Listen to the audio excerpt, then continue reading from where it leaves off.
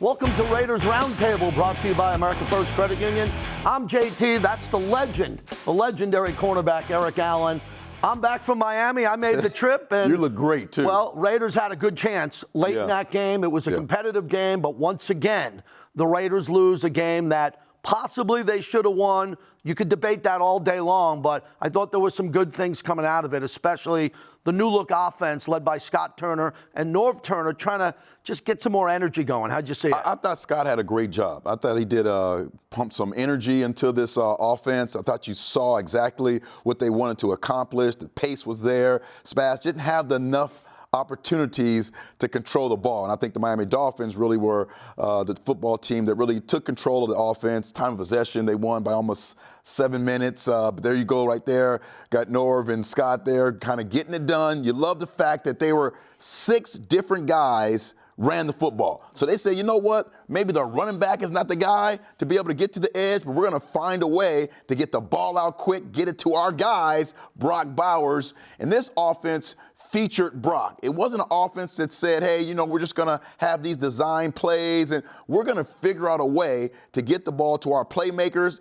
Alexander Madison's been doing this all season long. Why not to continue to do these things, these screens out of the backfield? But you see, the most important, the ball is out into important players, particularly Brock Bowers. And then I thought Jacoby Myers had another explosive game. All these receivers were able to do an outstanding job with run after contact. So Big Brock running through tackles, Jacoby Myers running through tackles. Just like the fact this offense, the timing, the space, the opportunities it gave each of our players, the ability to be able to catch the ball and the run after contact, very, very important for this Raiders offense. Let's get right to it. Brock Bowers had an historic game in the history of the league as a rookie.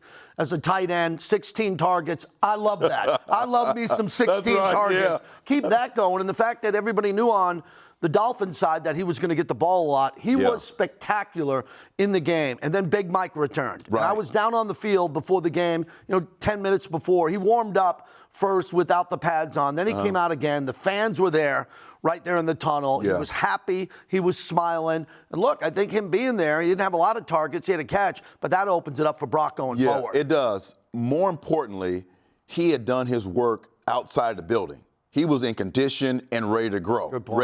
I thought that's really important. That's a professional taking care of his job. He knew at some point he was going to be back. Didn't have to come in and be slow to make some plays. He was there giving great protection. I thought offensive line-wise played much better yesterday. We're 100% on fourth down. We're upwards of 40% on third down. Mike played a big part in that, being able to chip and then get into the pass routes. But you're right.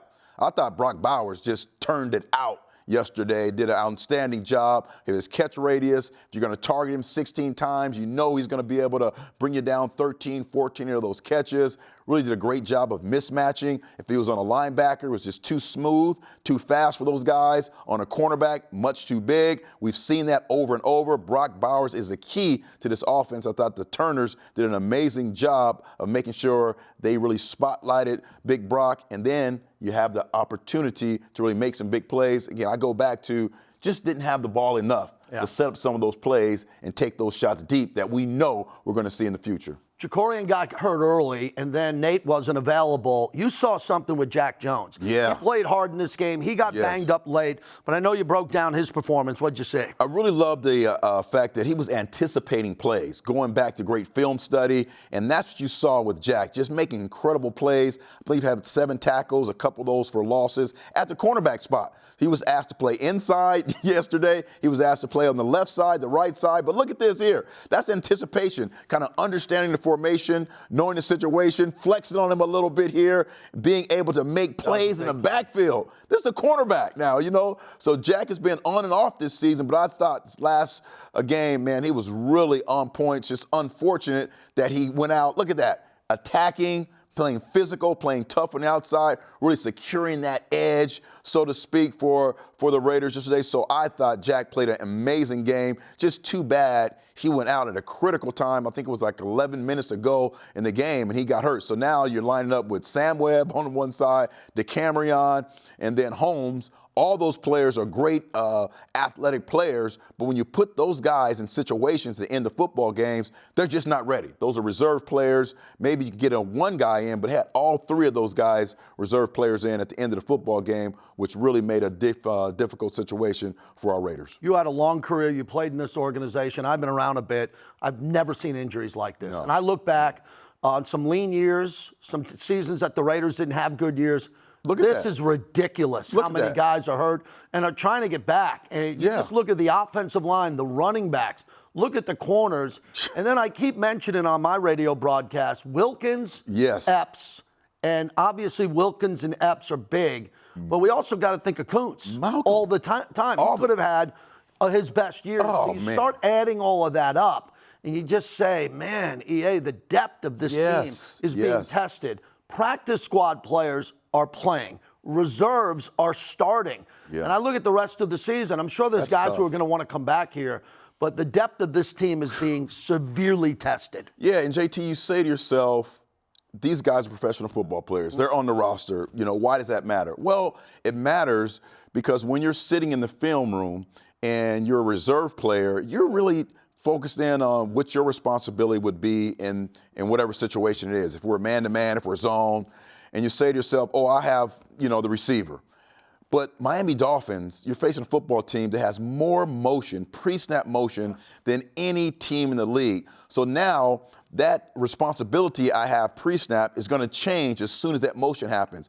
If I'm not used to having that sound from the fans kind of, in your ear, and then you have linebackers communicating, are they communicating with me? And I'm focused in on this.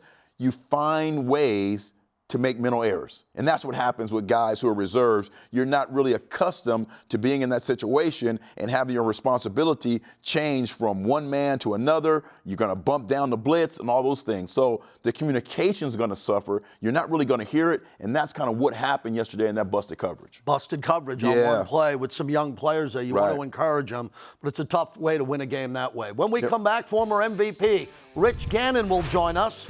We'll go from the quarterback to Brock Bowers, some of the positives and what the Raiders have in front of them, coming up next on Raiders Roundtable.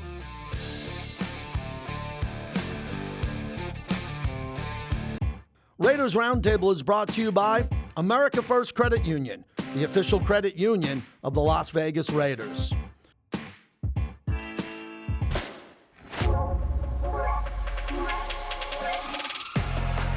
It's in our very nature to find exhilaration in the new, to seek the excitement of the unexpected, an endless yearning to experience what lies beyond the everyday.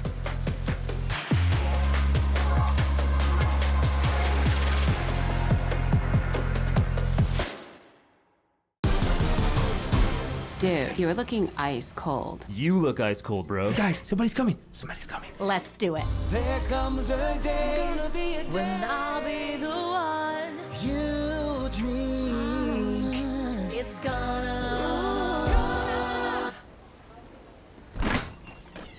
gonna be Ray. Dude, are you crying? Hey Raider Nation, when you come to see the Raiders take the field at Allegiant Stadium, you should do it from the best seats in the house. So grab an ice cold Coors Light, and you can enter to win tickets for these Coors Light silver seats at Allegiant Stadium. With plush seating, state-of-the-art beverage coolers, and wireless phone chargers, there's no better place to watch your Raiders bring home the win. Celebrate responsibly.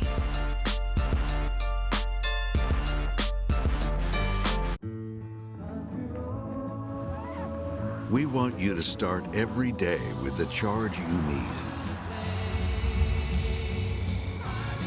So we're giving you this home charger and covering the cost of standard installation.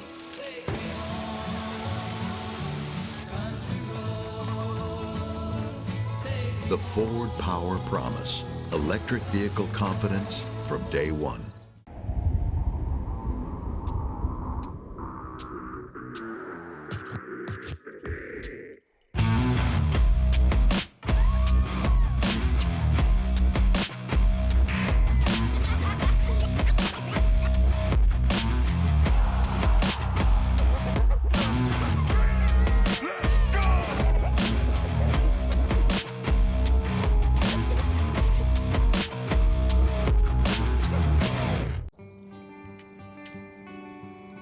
In 300 feet, turn left.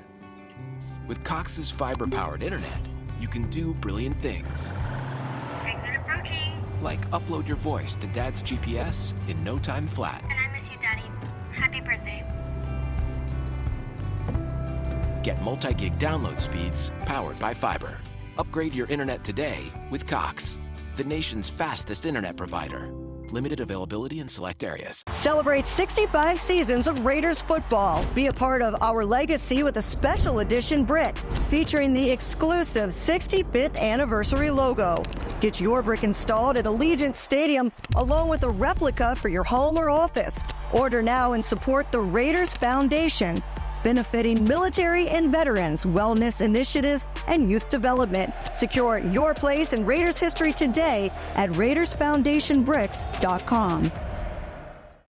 Welcome back. We bring in our former MVP, Rich Gannon, who joins us every week. And Rich, I want to start off with a big positive story, the return of Michael Mayer. I was there. I watched him warm up on the field. He had a big smile. He was ready to go. It was just awesome to welcome him back to the organization. Yeah, it lost in a lot of this losing, JT, is the play of a lot of really good young players. And it was great to get Michael back on the field. We saw a lot more 12 personnel yesterday. It makes a lot of sense. Two of your best players on offense happen to be your tight ends, Michael Mayer and, of course, Brock Bowers. So I think it helps everybody. It helps them in the running game. I think it helps them in protection. I think it helps him as another receiver. It's certainly going to help Brock Bowers. So without question, and I give Scott Turner a lot of credit, using more of 12 personnel yesterday made a lot of sense against Miami. Rich, for a lot of the listeners and viewers, how does 12 personnel help an offense more than, say, 11 personnel when you have just one tight end and another receiver? It's a great question, Eric. I think the best offenses in football are multiple in nature. In other words, multiple personnel groups, multiple formations, multiple protections, and so you do a lot of different things. And I think be able to use a personnel group like 12 personnel, where you get two bigger players on the field, two tight ends that can help you on the edges in the running game. Michael Mayer is a good blocker as well, so if you get into some 7-man protections, he can certainly hold down and help on the right side or left side of that offensive line, help with the tackle situation. And I think it also allows you to do some different things. When you go to that personnel group, usually you see a defense will most likely stay in base personnel. So when you have a receiver like Brock Bowers or a tight end like Brock Bowers, that means he'll probably get matched up on a linebacker or a safety as opposed to maybe a nickel or your best cover, one of your better cover players. So there's a lot of different things you do. We used to get into 3 tight end sets, and people thought we'd run the ball and we threw it. You know what I mean? So there's a lot of different things you can do. We would get into these 3 tight end sets and get the big bodies on the field and get, the defense to substitute and bring an extra defensive lineman in the game and stay in a base defense. And then we throw it. If you have tight ends that can work, it's a really good personnel group. So I think it gives you some flexibility. But I really think the best offenses out there don't major in one thing. They do a great job changing personnel groups, changing formations, and really putting some pressure back on the defense. All right, Rich, with Scott Turner and his dad Norv there, Michael Mayer back, was that the reason Brock got 16 targets? What was your big takeaway on how awesome Brock was in that game and dominant? Because those targets are the targets I want to see. Yeah. I want to see those targets every week, and I know it's not going to be like that every single game. Well, honestly, I think and I'm not taking anything away from Scott. I think he did a nice job yesterday. But you could get like some school kid off the street, and he could watch 3 or 4 games of the Raiders and look at this tight end and say, I'm just going to make sure that we find he's our best player right now, right? Yeah. So when you think about it, it's not like it's rocket science. Let's figure out who the best players are. Let's figure out ways we can get the ball in space. But 13 catches yesterday, guys. That is that's most by a rookie tight end in a game in NFL history. I just, it just seems like every week he's breaking another record. He's already got 70 catches in 10 games, 13 for $126 yesterday. He's phenomenal. I mean, the more I watch him, he's just, he does, what he does a really good job of? He does a nice job changing speeds. He can come off the ball and then he can throttle, then he can accelerate. He can lull you to sleep. He does a great job creating separation. The other thing he does, he doesn't rush the route. He understands where he's at in the overall concept. So if he's number one, he may come out of the break a little bit quicker. If he's on the backside and he's maybe the third receiver in the progression, he maybe take his time a little bit and set up the cover defender. So he's got just a really good feel for the passing game. He's got a really good feel for the type of coverage, whether it's man, whether it's zone. I think we're starting to see more teams try and bracket him and try and play him in and out, high and low. Eric, as you know, this guy is a real threat. And I think they're doing a much better job here, certainly over the last month, trying to get him more touches, especially early in games. Yeah, he's really elevated himself. And I thought a couple of weeks ago, we talked about it. I thought it was a passing of the torch between him and Kelsey. And I just think his catch radius, but more importantly, all these guys, particularly Brock, the run after contact is amazing. I mean, every time he gets the ball, it's a first down, and no matter if it's beyond the sticks or in front of the sticks, I just love his lower body power, but the ability for the young man to be able to have a great catch radius, and like you said, when a quarterback is in trouble, he's going to flash the numbers. Where do you think he kind of came up with all of these kind of really gifted, skilled route running? Maybe on a playground or some field up there in Napa. Napa. Eric, I really think, and I think there's something to this. You bring up a great point. I think it's his spatial awareness, right? So I think there's certain kids that just played a lot of football when they were younger, whether it was touch football, flag football, whether it was tackle football, whether it was with their buddies, 3-on-3, whatever. He's got a great feel for spatial awareness. He's got a great sense of what's in front of him, what's behind him. He understands where the weaknesses are in the coverage. And he just, as you said, he's so good with the ball in his hands. I go back and watch him at Georgia. I mean, he was a man among boys.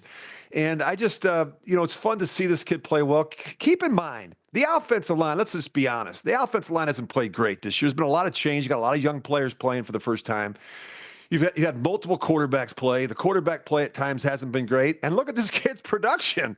I mean, could you imagine if the situation around him was better, if the offensive line was better, if we were winning football games, if we had a Pro Bowl caliber quarterback? I mean, his numbers would probably be even more significant. So I think he's got an amazing future. And I think what's encouraging, I look at on both sides of the ball, there's some really good individual efforts when you watch some of these guys play. Brock Bowers, it seems like it's every week where he plays at a certain level. We don't need to talk about Max and Spillane and some of those guys. I mean, they just play at a certain level each week.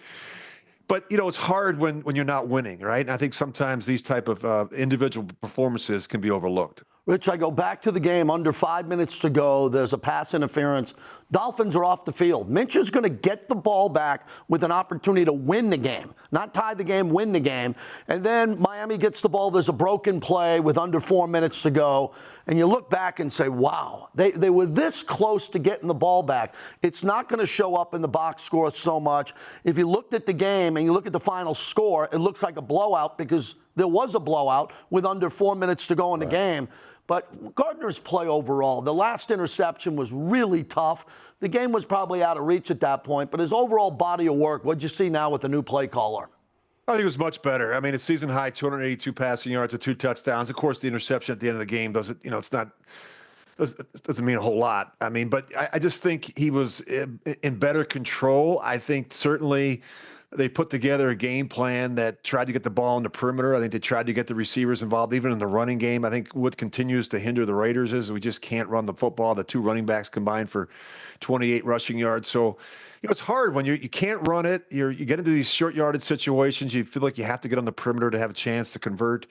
And, you have to be perfect on third down. So, and not only that, but, you look at where we are personnel-wise at wide receiver. You trade away Devontae Adams. You got some young guys playing. You got some smaller receivers on the perimeter, and it's been a challenge, I think, in the passing game a little bit. A lot of the attention, obviously, has been to the tight ends. And so I give Gardner Minshew some credit. He's hanging in there. He's giving you what he has. He's an ultra-competitive guy. And he threw for almost 300 yards against a pretty good Miami defense. I think it's certainly something to build on, guys. And we're just talking before the break that, there's some winnable games here. And I just think it's really important here the next 7 weeks for the Raiders to play some good football and to go into the offseason with some confidence and momentum.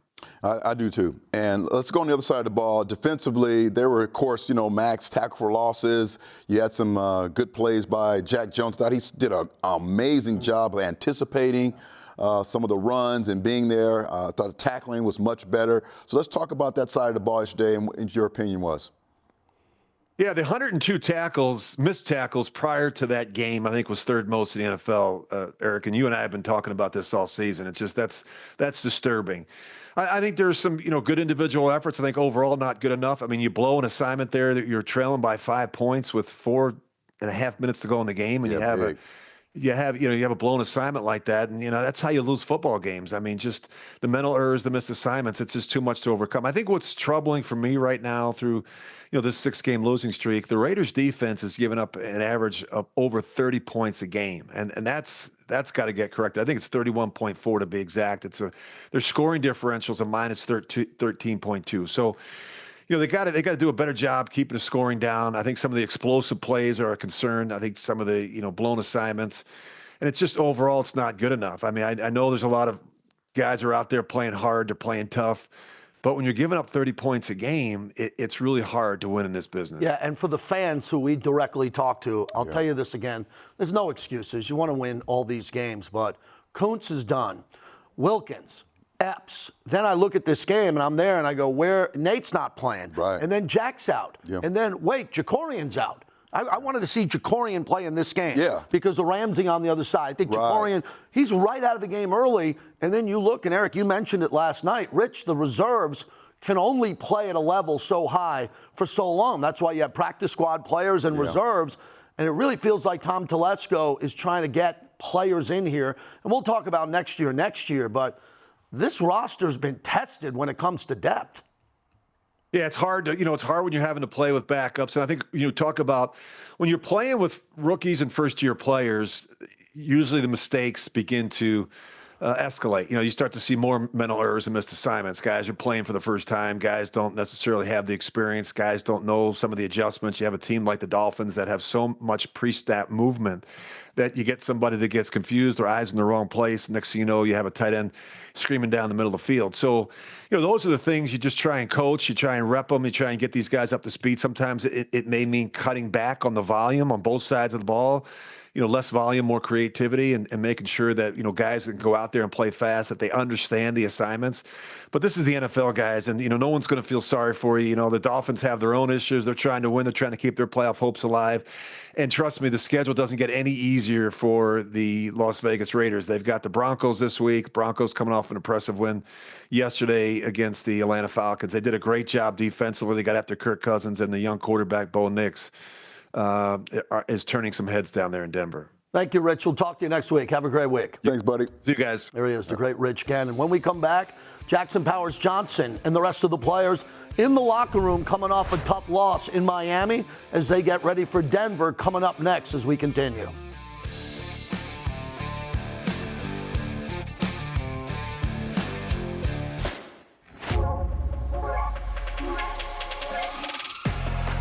It's in our very nature to find exhilaration in the new, to seek the excitement of the unexpected,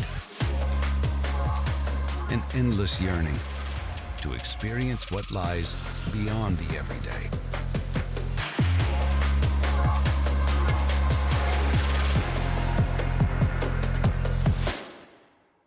Hey Raider Nation, when you come to see the Raiders take the field at Allegiant Stadium, you should do it from the best seats in the house. So grab an ice-cold Coors Light, and you can enter to win tickets for these Coors Light silver seats at Allegiant Stadium. With plush seating, state-of-the-art beverage coolers, and wireless phone chargers, there's no better place to watch your Raiders bring home the win. Celebrate responsibly.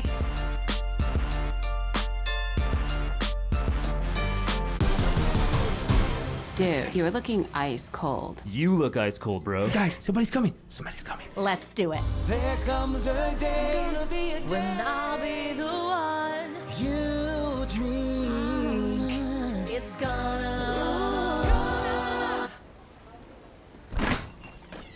gonna be Ray.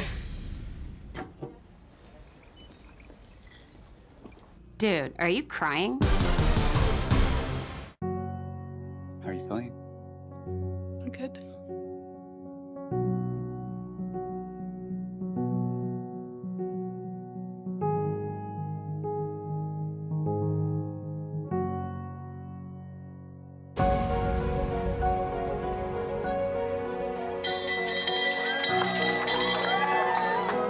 Thank you. Congratulations. Thank you so much.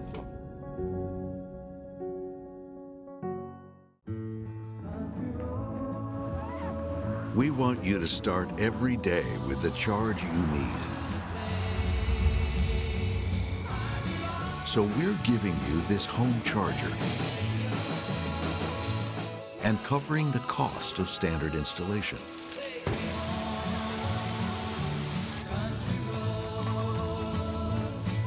The Ford Power Promise. Electric vehicle confidence from day one. Hey Raider Nation, when you come to see the Raiders take the field at Allegiant Stadium, you should do it from the best seats in the house. So grab an ice-cold Coors Light, and you can enter to win tickets for these Coors Light silver seats at Allegiant Stadium. With plush seating, state-of-the-art beverage coolers, and wireless phone chargers, there's no better place to watch your Raiders bring home the win. Celebrate responsibly.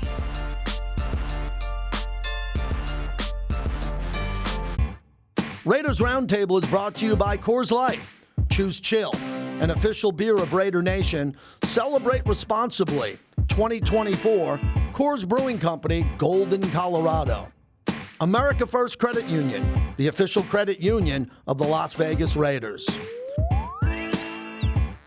Welcome back to the show. As we wrap it up here, we'll show you what we have here at Silver and Black Productions. EA's on game day right after the game, and then Amber has the Silver and Black show. Our show right now, Raiders Roundtable. Yep. Then Big Lincoln Kennedy. Big Link. We got Lincoln and the coach, and we got a really good show. You're like our Brock Bowers, though. Oh, I don't know. You're on everything. I think I defer to Amber. Pretty sure Amber's got us all covered here as we're excited. There's a lot of good football games coming back here in mid-November as we get rolling on to the Broncos coming up. But what I want you to hear is leadership defined. Here's Jackson Powers Johnson describing the new look offense in Miami.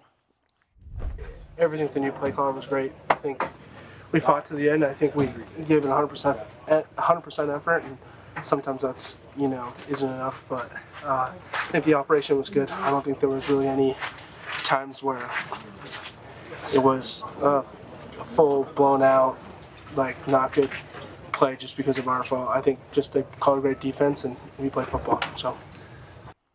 He's a good soundbite. I like him. And I've been jousting a little bit with the fans because I want to win. I want to win, and I know you played. Yeah. That guy wants to win. Yes. You see him on the plane, at practice. He's new in this league. Right. He doesn't want to start a losing streak. Yeah. He wants to win. I just love his energy overall, what he does. Love it. Hopefully you're able to kind of get some clips on him running down the field on running plays ahead of the running back, just trying to crush a DB. You just love Jackson. And he was able to kind of anchor that young offensive line yesterday. So you had him at center. You had Dylan Parham at one guard. You had Jordan Meredith. DJ Glaze. So those are young guys. And then you have Michael along that. And I thought offensively did a pretty good job. You think about third down, being able to control the football. I thought he was a big part of that yesterday with that game plan of getting the ball out quick.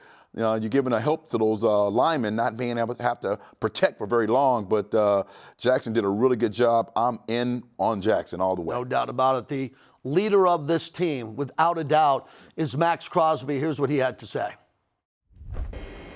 What was the problem? I mean, it seems like they couldn't get off the field. They had a lot of long drives, 14, 16-play drives.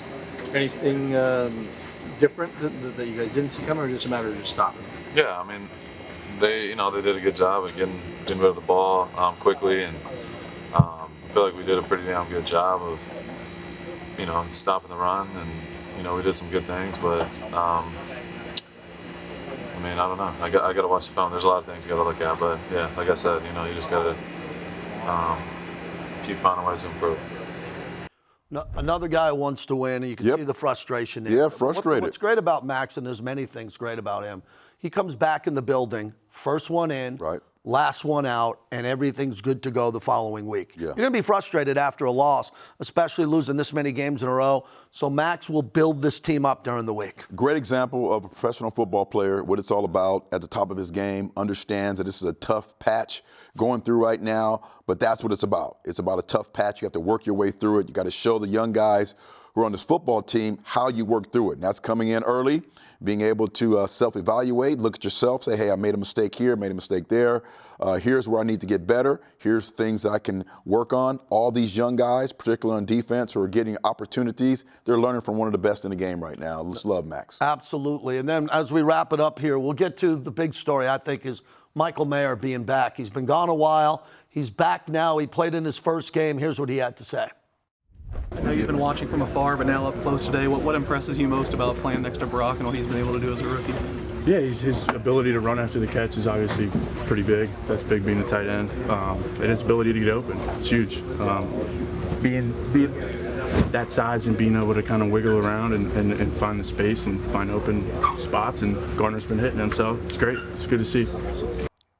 I want to see what we get from him the rest of the way. Hey, listen. He was blocking. He was crackbacking. Yes, he was involved. He had cardio, as you mentioned. Right. He was prepared as a professional to be ready to go. That is impressive, JT. This guy spent a lot of time away from it and got into the game and didn't need big breaks, right? Didn't look like he was out of breath and kind of, on the sideline with the oxygen. That says a lot about the professionalism of Big Mike. Just love his game. He's going to add protection, literally, to our quarterback by being able to be in a big body, having a great job, being able to punch on whatever tackle needs a little bit of assistance as we go forward here. Just love the fact that this guy was able to kind of get in, get rolling without a lot of, hey, we've got to sit him on the sideline for this or that. Came in with the 12 personnel, was able to allow Big Brock to be able to stretch out and do his thing, and he was able to provide some protection for a quarterback and an anchor for that offensive line. Love it. Let's take a look at our next 4 games coming up here. Let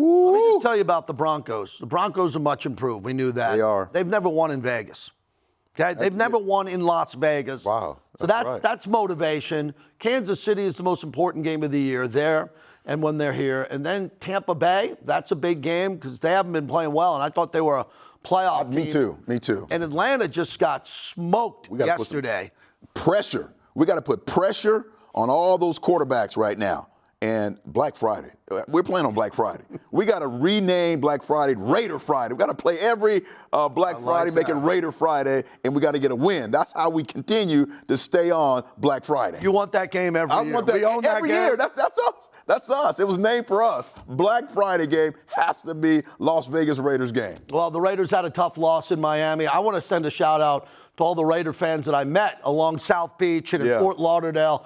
It's been a rough road, but the Raider fans continue to show up on the road. Hopefully they're showing up big at Allegiant Stadium as Denver comes to town. For everyone at Silver and Black Productions, I'm JT, that's EA. We'll see you next week.